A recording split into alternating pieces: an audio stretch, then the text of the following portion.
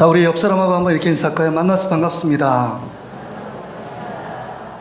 한 번 더 인사할 때, 자, 우리 한 해를 예수 안에서 잘 마무리합시다. 시작. 예수 안에서 잘 마무리합시다. 아멘. 한 해가 다 저물고 있습니다. 여러분, 2021년이 어떤 생각으로 기억나시겠습니까? 어떤 것으로 우리가 마무리하고 정리할 것인가, 이게 참 중요합니다. 그러기에 오늘 주시는 하나님 말씀을 통해서 다시 한번 여러분의 마음이 새롭게 되어지고 믿음의 결단이 있기를 바랍니다. 우리 믿음의 고백 함께 외치며 주님께 한 걸음 더 나아가길 원합니다. 하나님은 나를 사랑하신다. 하나님은 나를 향한 크고 놀라운 계획을 갖고 계신다. 하나님은 나와 동행하시며 풍성한 삶으로 인도하신다. 할렐루야. 그렇게 하실 줄 믿습니다. 오늘 본문의 말씀을 의지해서 오늘 선택하라 라는 제목으로 함께 은혜의 말씀을 나누길 원합니다. 프랑스의 유명한 철학자인 장폴 사르트르는 이런 말을 했습니다. 인생은 버스, 출생하면 데스, 죽음에 이르기까지 그 중간에 있는 게 뭐냐? B와 D의 중간에 있는 건 C라고 얘기했습니다. C는 초이스입니다. 선택하다 인생이 끝나는 것이다. 우리의 인생은 선택 안에 구성된 것이다. 이렇게 해석해 놓았습니다. 그 말은 과거의 우리의 모든 선택이 지금 현재를 구성하고 있다는 말이고, 현재 우리가 선택한 것 때문에 우리의 내일과 미래가 결정된다는 말입니다. 여러분, 한 해가 저물고 있습니다. 한 주만 지나면 이제 2021년 달력은 역사의 뒤안길에 묻히게 될 겁니다. 한 해 동안의 수많은 선택과 결정 앞에 여러분이 섰을 겁니다. 여러분, 어떤 선택을 하셨습니까? 그 선택 앞에서, 다른 선택 앞에서 기뻐하고 즐거워하는 적도 있었지만 잘못된 선택이라고 여겨져 그것 때문에 슬퍼하며 후회도 하고 그것 때문에 아파하는 상황도 놓였을 겁니다. 여러분 어떠십니까? 올바른 선택 가운데 기뻐하며 즐거워했습니까? 아니면 잘못된 선택 앞에 후회하며 탄식하며 눈물을 흘리고 있습니까? 어떤 분은 그래요. 내가 이거 잘못 선택해서 이것 때문에 엄청난 경제적인 불이익을 당했다. 뭐 이런 말씀도 하십니다. 또 어떤 분들은요, 이렇게 얘기하시더라고요. 목사님, 제가 아내를 너무 잘못 선택해서, 내가 남편을 너무 잘못 선택해서 후회합니다. 근데 후회도 소용없잖아요. 그렇죠? 결정된 거 가지고 그거 후회하면 안 됩니다. 그리고 선택의 기준이 뭐예요? 저도 우리 아내하고 가끔 싸우는데요. 싸우면 이런 생각을 해요. 결혼 26년 동안 정말 맞지 않는 게 많구나, 이런 생각을 하는데, 내 기준에 의해서 이 아내가 왜 내가 원하는 대로 따르지 않지? 내가 원하는 대로 해주지 않지? 내가 원하는 대로 왜 순종하지 않지? 이런 생각을 한다는 겁니다. 우리의 모든 선택의 기준이 어디에 있느냐? 나에게 있느냐? 하나님께 있느냐? 하는 것입니다. 하나님께 있다고 생각하면 배우자가 내가 필요한 것이 아니라 하나님께서 서로에게 가장 좋은 배필을 허락해 주신 겁니다. 이게 믿음이에요. 믿음이에요. 그러기에 오늘 본문은 우리에게 한 해를 마무리하면서 하나님께 주신 말씀을 허락하십니다. 너희들의 선택의 기준은 무엇이고 어떻게 지금까지 그 결정하며 살아왔느냐 하는 것을 점검하라고 말씀합니다. 그래서 14절부터 15절에 자기 인생을 마지막 이스라엘 백성들을 모아놓고 고별 선교, 마지막 유언의 말씀을 쏟아냅니다. 그러면서 하는 말이, 너희가 애굽에서 섬겼던 신이든지 그 요단강 동편에서 바알과 아세라 신을 섬겼든지 그것이 좋으면 너희들 지금 선택해서 그걸 섬겨라. 그러나 나는 삶의 선택의 기준이 여호와 하나님께 있기 때문에 누가 뭐라고 해도 나와 내 집은 여호와만 선택하겠다라고 지금 이스라엘 백성 앞에서 외치고 있는 것입니다. 어떻게 보면 이 여호수아의 이 외침, 이 고백이 너무 이기적으로 들릴 수도 있습니다. 왜냐하면 이스라엘 대표하는 지도자며 리더인데, 자기만 쉽게 말해서 예수 믿고 하나님 믿고 잘 먹고 잘 살겠다, 자기 가정만 잘 되면 된다 라고 생각하는 것이 비춰지기 때문입니다. 이스라엘 백성이 어찌되든 그들이 멸망하든 그들이 가나안 땅에서 죽든 그것과 상관없이 나는 하나님만 섬기며 하나님 주시는 풍성한 삶을 누리겠다, 이렇게끔 말씀은 들릴 수도 있습니다. 여러분 어떠십니까? 정말 여호수아가 이스라엘 백성들은 전혀 생각하지 않고 자기와 자기의 가정만 잘 되면 된다라는 말씀을 하기 위해서 이 말씀을 지금 외치고 있는 것일까요? 절대 그렇지 않습니다. 이 여호수아는 이스라엘 백성의 2대 지도자로서 정말 이스라엘 백성을 사랑했습니다. 그래서 마지막까지 고별성의 유언의 말을 남기면서 이스라엘 백성들이 하나님 안에 거하고 그 선택의 기준, 그 선택의 중심에 하나님을 세울 때 너의 인생은 하나님께서 이끌어가고 이 가나안 땅뿐만 아니라 너의 후세 천대까지 이르러 하나님 주시는 그 복을 허락하시겠다라고 말씀하고 있는 것입니다. 이기적으로 말하는 것이 아닙니다. 자기 가정만 생각하면서 이 말씀을 하는 것이 아닙니다. 이스라엘 대표하는 이 여호수아가 간절한 마음으로 숨을 헐떡거리며 마지막에 하는 말은 너의 선택의 기준이 여호와를 취하고 여호와를 선택하고 여호와를 늘 의지하며 살라라고 말씀하고 있는 것입니다.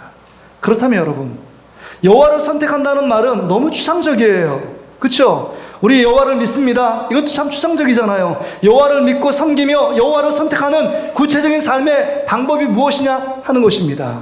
여러 가지 선택의 기로 앞에서 여호와를 선택하는 삶은 구체적으로 여호수아의 인생 가운데 어떻게 나타났는지를 함께 생각해 보며 우리의 선택이 어떤 선택이었는지를 점검해 보기를 원합니다. 먼저는요, 여호와를 선택하라, 여호와만을 선택하겠다는 이 여호수아의 구체적인 방법은 첫째는 말씀을 선택하는 것입니다. 말씀이에요. 말씀.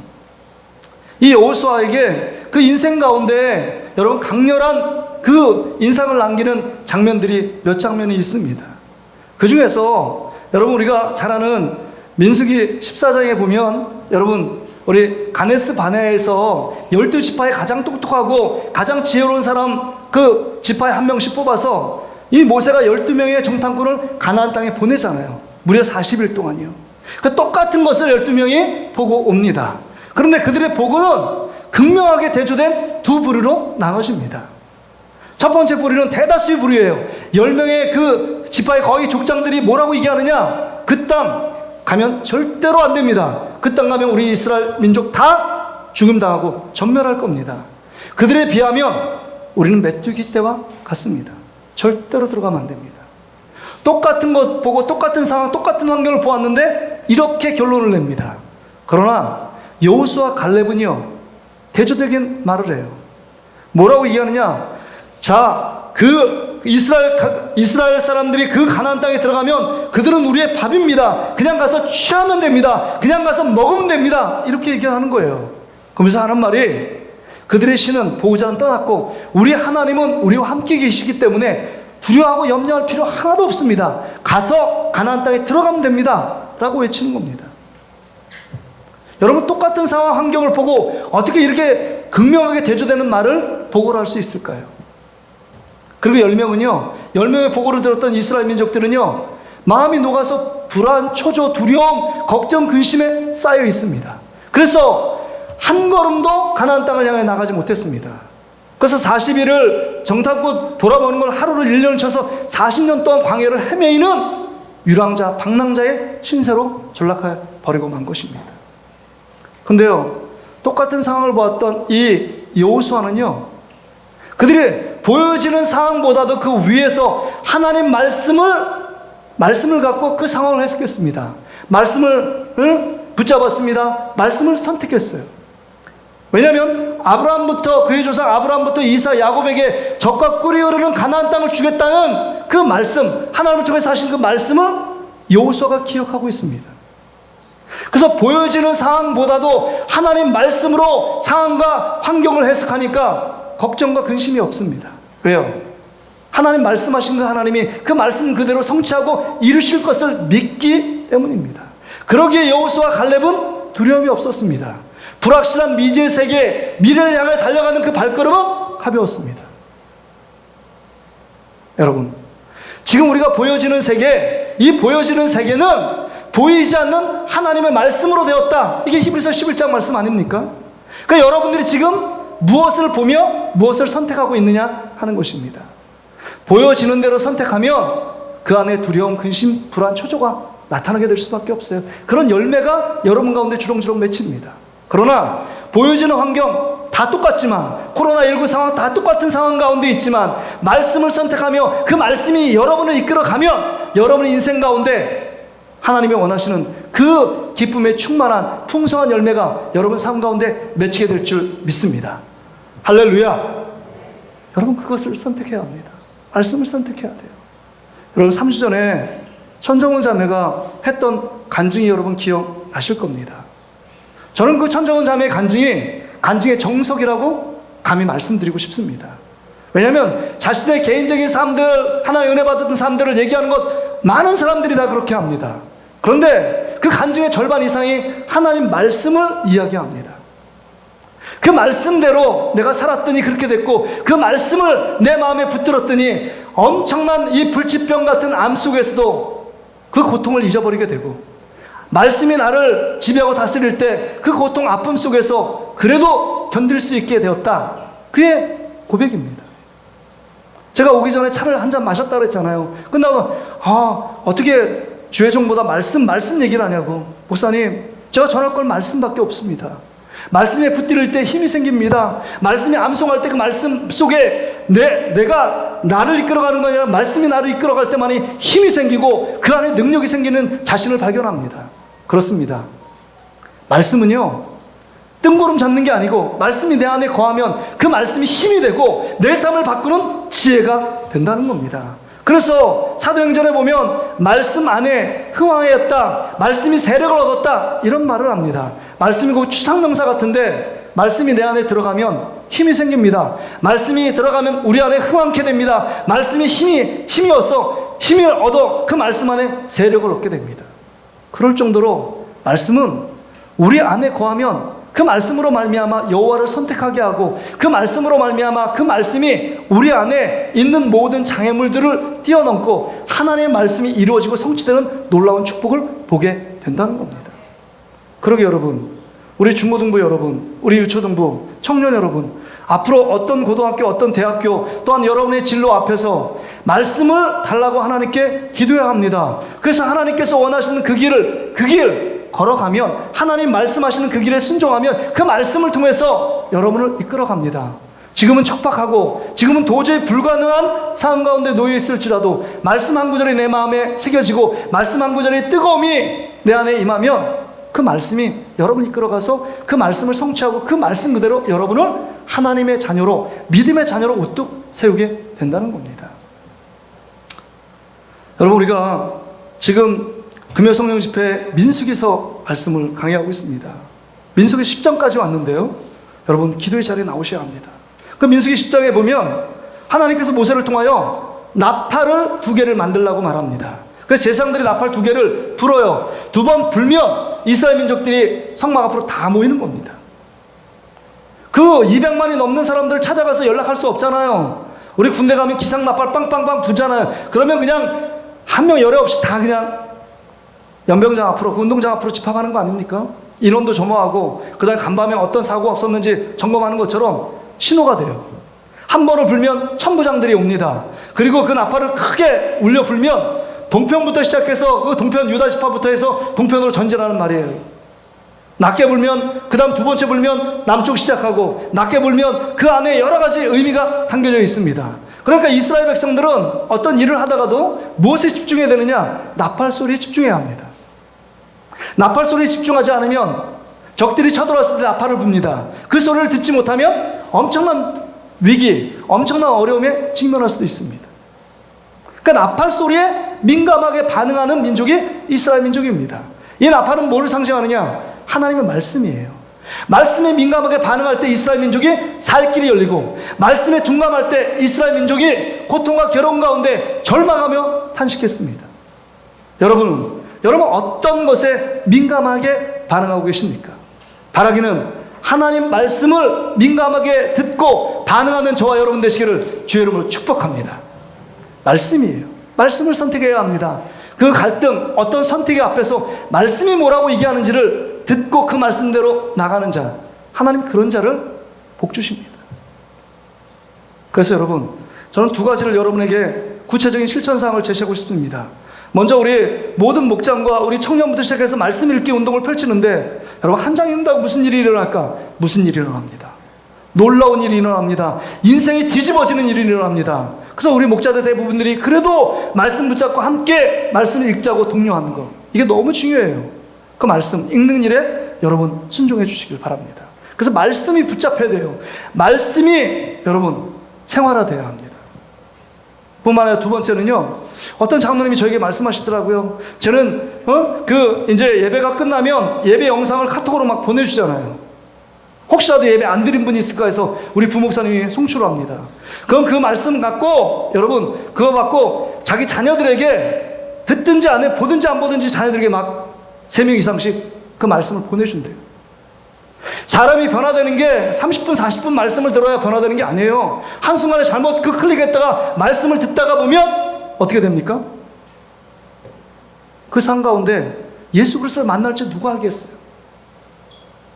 그러기에 자녀들에게 한 사람이 3사람씩 3사람 이상에게 말씀을 송출하는 그런 여러분 실천이 우리 가운데 필요합니다. 전도가 힘들잖아요.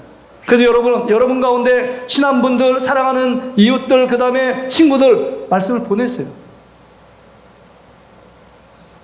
정치 이야기 보내고 여러 개 여야가 하는 그런 거 보내지 마시고 진짜 여러분의 영혼을 살리고 여러분을 다른 친구를 사랑한다면 말씀 영상을 보내세요.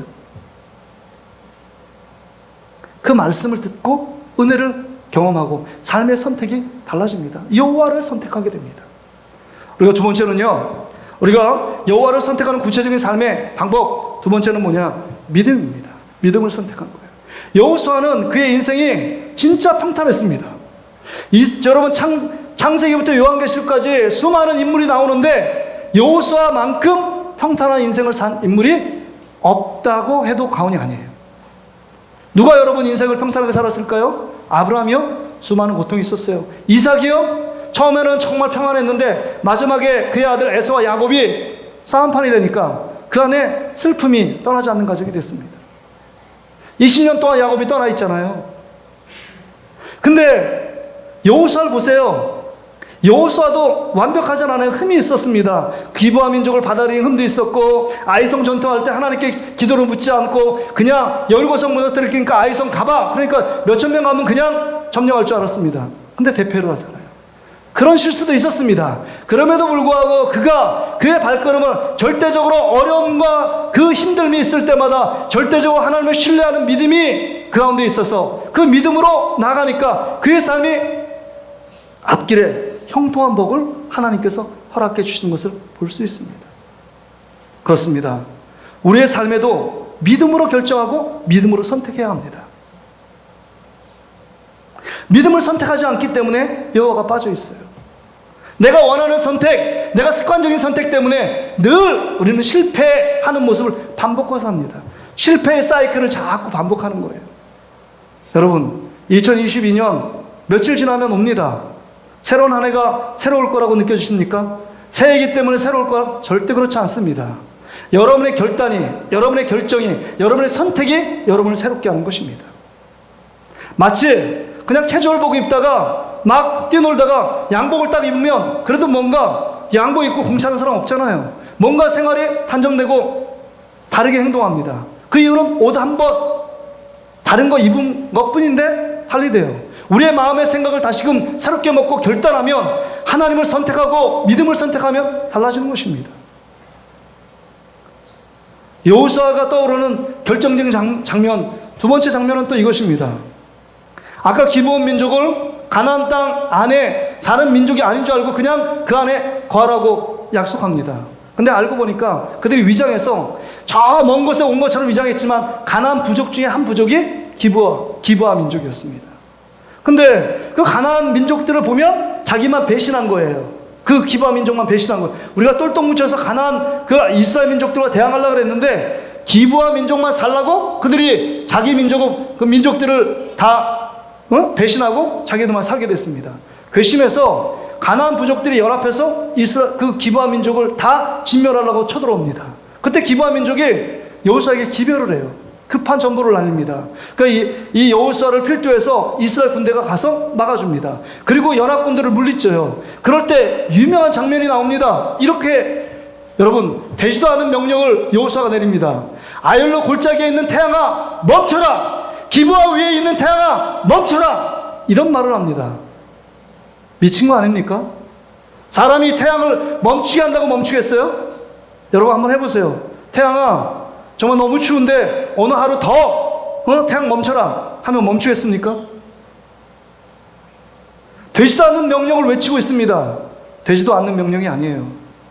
믿음으로 여호수아가 선포하니까 하루 동안 24시간 동안 태양이 중천에 떠 있습니다. 그것을 지금 학자들이 태양의 주기에 하루가 빠져 있는 모습을 지금 증거로 얘기하잖아요. 믿음으로 선포했습니다. 믿음으로 선포하니까 그 선포를 들었던 하나님이 화답하여 태양까지 멈추는 겁니다. 태양아 스탑 하니까 스탑하는 겁니다. 태양아 고 하면 고하는 거예요. 믿음으로요. 여러분 이 여호수아가 그 절체절명의 위기 속에서 전쟁 속에서만 믿음으로 선포했겠느냐 하는 것입니다. 그의 모든 일생은 크고 작은 문제 앞에서 믿음으로 결단하고 믿음으로 선택하고 믿음으로 외친 것입니다. 그랬기 때문에 그 위기 앞에서 믿음으로 선포한 것이에요. 하나님이 그때 그 여호수아의 외침을 듣고 그대로 태양을 머물게 했던 것입니다. 여러분에게 이런 믿음이 있어요? 예수님도 이런 얘기 했잖아요. 내가 겨자씨 하나의 믿음, 그 작은 믿음만 있어도 저 산을 명하여 바다에 던지우라 해도 그대로 순종할 것이다. 근데 너에게 겨자씨 하나 같은 믿음은 있느냐? 내가 말씀에 믿는 자를 보겠느냐? 네가 믿음대로 선택하고 믿음대로 결정하고 믿음으로 선포하고 있느냐? 우리 자신을 봐야 돼요. 우린 내 멋대로 선포하고 내가 원하는 대로 내가 원하는 기준 따라 행동을 합니다. 그래 늘 실패해요. 믿음을 따라 선포하는 사람은 하나님이 크게 보이는 사람입니다. 하나님이 크게 보이니까 세상은 보이지 않아요. 배는 게 없어요. 배는 게 없으니까 태양도 멈춰라 라고 말하는 거 아닙니까? 미친 사람 아닌 이상 그런 믿음의 외침을 할 수 있는 사람은 없어요. 하나님이 보이니까요. 다윗이 골리앗 장수 앞에 섰을 때 도저히 불가능한 싸움이지만 하나님이 크게 보였기 때문에 외친 것 아닙니까? 가서 싸운 거 아닙니까? 그게 우리 삶의 모습 이어야 한다는 겁니다. 여러분이 어떤 어려움의 직면에 있어도 믿음의 길을 선택하면, 믿음을 선택하면 하나님께서 여러분의 선택의 앞길에 책임져 주시고 인정해 주시고 축복해 주실 줄 믿습니다. 하나님이 크게 보이고 믿음의 주인 온전케 하시는 예수를 바라볼 수 있는 저와 여러분 되시기를 주의 이름으로 축복합니다. 예수를 끝까지 바라보는 것. 녹뱀을 바라보는 믿음으로 살을 때 그 불뱀 물린 자들이 살아났던 것처럼 예수 그리스도 그분을 바라보는 믿음이 있을 때 우리가 아무리 어려워도 전진할 수 있는 것입니다. 마지막으로요, 여호와를 선택하는 구체적인 세 번째 방법은요, 순종입니다. 순종이요. 이 여호수아는 여호수아 24장을 이렇게 얘기하는데 여호수아 1장에 보면 모세의 죽음부터 시작합니다. 모세의 뒤를 이어 이스라엘의 2대 지도자였기 때문에. 근데 여러분 그 여호수아 1장 1절에 보면 뭐라고 얘기하느냐? 모세의 수종자, 예전 성경은 모세의 시종, 쉽게 말해서 모세의 몸종이었어요. 허드렛 일하는 자입니다. 물 떠와라, 그럼 물 떠오고, 저 물건 가져와라, 가져오고, 너 저쪽에 가 있어라, 가 있는 겁니다. 이게 여호수아의 위치였습니다. 그럼에도 불구하고 하나님의 종의 말씀에 끝까지 순종합니다. 순종이 그의 삶의 습관이 되었어요. 그리고 더 나아가서 모세가 하나님 말씀에 순종하고 하나님께서 어떻게 말씀하시든지 그 말씀에 순종하는 그 삶을 생생하게 그 옆에서 여호수아가 보며 교육을 받았습니다. 여호수아 하면 순종의 대명사입니다. 어떤 환경 속에서도 노가 없습니다. 무조건 순종이에요. 여호수아. 그래서 여호수아의 인생이 그렇게 평탄할 수 있었던 것은 여러분 믿음으로 전진하고 뿐만 아니라 하나님 말씀에 그대로 순종하며 본을 보였기 때문에 그 가운데 너희들 이 평탄한 삶을 원하냐? 너희들이 할 일은 하나님 말씀에 순종하는 거다. 광야에서 순종은 삶이요 행복이요 기쁨입니다. 그런데 광야 사역 가운데 불순종은 곧 죽음이요 멸망입니다. 그렇죠? 날마다 새벽에 내리는 만나를 주어오지 않으면 그들 생계를 유지할 수 없습니다. 그들이 거기서 200만이 넘는 날에 솥 걸고 그 사막 기후에서 밥을 해 먹을 겁니까? 반찬을 할 겁니까? 안 돼요. 도저히 불가능합니다. 하나님 말씀에 순종할 때 광야 이스라엘 백성이 살아났던 것처럼 우리가 이 시대 가운데 인생의 광야를 지나는 우리에게 우리가 할 수 있는 일은 순종의 걸음입니다. 순종이요. 그러니까 홍해 앞에서도 순종하니까 홍해가 갈라지는 겁니다. 여리고성 앞에서 자기 힘으로 능으로 할 수 없어요. 여리고성을 넘을 수 없습니다. 순종한 거예요. 하루에 한 바퀴 돌아라 돕니다. 두 번째 날도 두 바퀴 도는 겁니다. 일곱째 날 7바퀴 돌고 순종하고 마지막에 여호와를 위하여 외쳐라 외친 겁니다. 끝까지 순종하며 나갈 때 여리고성이 돌 위에 돌이 2개 중첩됨이 없이 다 무너져 싹쓸이 된 겁니다.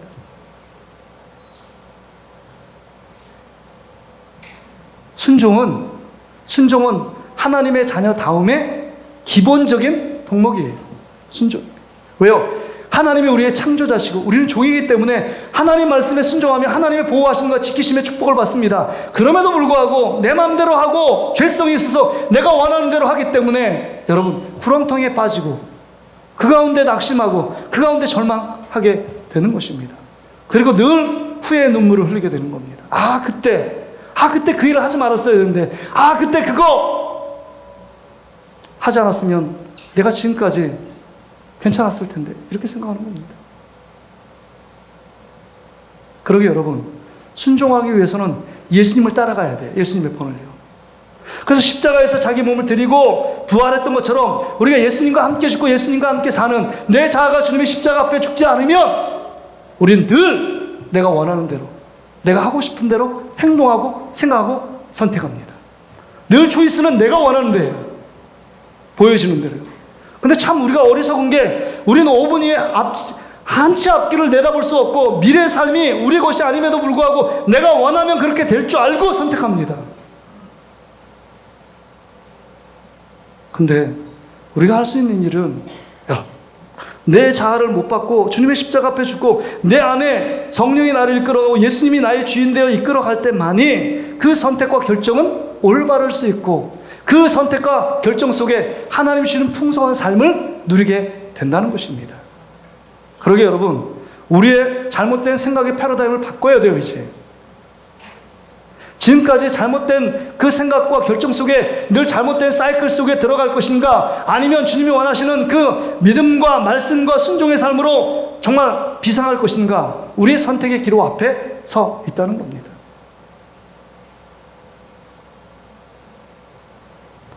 말씀을 정리하기를 원합니다.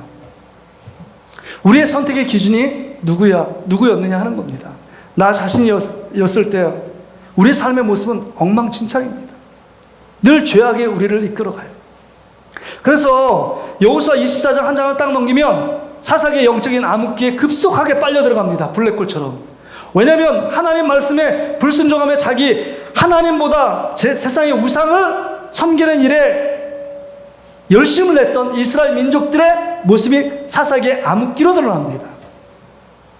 그 암흑기에 들어갈 것인가? 아니면 여러분 이제 한 줄기 빛이 생겼어요. 사사기 뒤에 가보면 룻기라고 나오미가 그 이방 여인 모압 여인 그 룻을 데리고 들어옵니다. 근데 룻이 그 시어머니에게 순종하며 시어머니가 믿던 하나님을 말씀에 순종하며 걸어갑니다. 그럴 때 인생의 구원자 되는 보아스 같은 사람을 만나서 마태복음의 족보에 드는 놀라운 축복을 누립니다. 여러분의 인생에 2가지 갈림길이 있어요. 하나님을 선택하며 룻처럼 나오미처럼 살겠습니까? 아니면 사사기의 암흑기 속에 들어가서 그 고통과 괴로움 가운데 또 빠져들어 인생이 어둠 가운데 여러분 우리 인생을 몰아넣겠습니까? 우리는 이 시간 결단해야 돼요. 오늘 제목이 오늘 선택하라. 오늘 택하라. 이런 말이 본문에 나오잖아요. 오늘입니다. 이건 급박함이에요. 오늘의 우리의 믿음의 결단이 내일인 2022년이 결정되는 것이고 우리의 전 인생이 결정될 수 있다는 겁니다. 바라기는 여호와 한 분만 선택하는 여러분 되시기를 주의 이름으로 축복합니다. 그래서 여러분 삶 가운데 말씀을 선택하고 구체적으로 믿음으로 전진하고 우리 삶 가운데 하나님의 순종의 발걸음을 내딛어 여러분 삶 가운데 하나님이 일하심과 함께 하시는 증거들이 여러분 구체적인 삶 가운데 넘치시기를 주의 이름으로 축복합니다.